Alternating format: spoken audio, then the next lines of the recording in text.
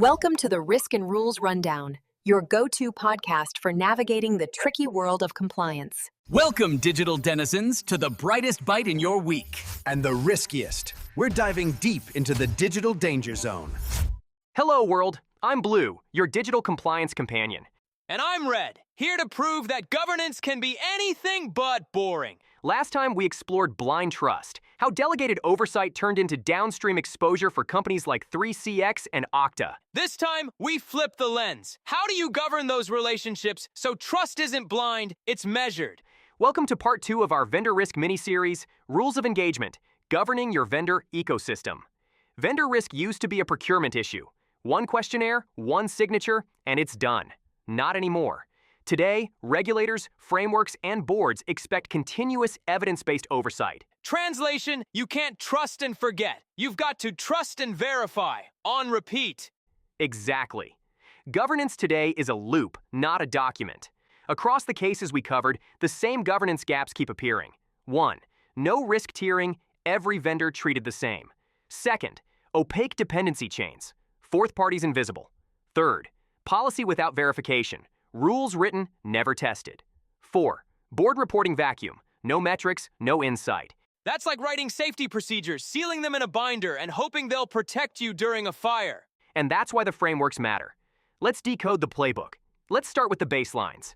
ISO 27036 Parts 2 to 4, the global reference for secure supplier relationships. Part 2 covers selection and evaluation. Part 3 embeds security into contracts. Part 4 adds continuous information sharing between acquirer and supplier. NIST SP 800-161, the U.S. Supply Chain Risk Management Guide. Integrate its lifecycle controls with NIST SP 800-53 family for traceability. NIST CSF 2.0, updated in 2024, adds the govern and supply chain risk functions. Map vendor KPIs to critical success factor outcomes. CIS Control 15, service provider management, especially 15.2. Maintain an inventory of service providers.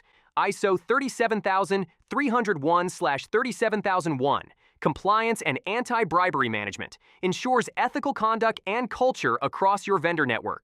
Regulatory anchors, GDPR Article 28 to 32, processor accountability, DORA Art 30 to 41, ICT third-party risk management, NYDFS 23500.11, mandatory third-party service provider policy. Together, these frameworks turn vendor oversight from reaction to system. Or, in plain English, governance that actually works between crises. Here's our practical control playbook. 1. Onboarding. Control examples. Risk tier vendors, verify certifications, and map 4th parties. 2. Contracting. Examples like insert audit rights, 72-hour breach notice, and sub-processor disclosure. 3. Monitoring. Control examples. Continuous assurance, telemetry, and control evidence. 4. Testing. Joint incident simulations with critical vendors.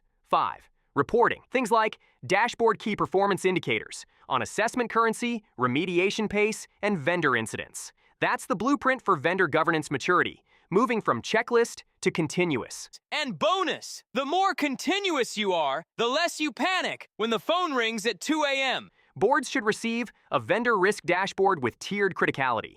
Key performance indicators like % of critical vendors with current assurance and mean time to vendor incident notification.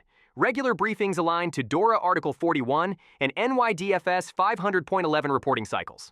Because if the board never sees vendor risk until after a breach, it's not oversight, it's autopsy. Exactly. Governance is visibility in advance, not hindsight review. So, moral of the story, trust your partners, but keep proof. Governance isn't micromanagement, it's shared accountability written down, monitored, and lived.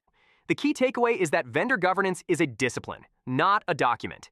Continuous evidence-based oversight is now a regulatory expectation, not a best practice. Or in Red speak, trust is renewable, but only if you keep refilling it with evidence. And that's the Risk and Rules Rundown, where chaos meets control.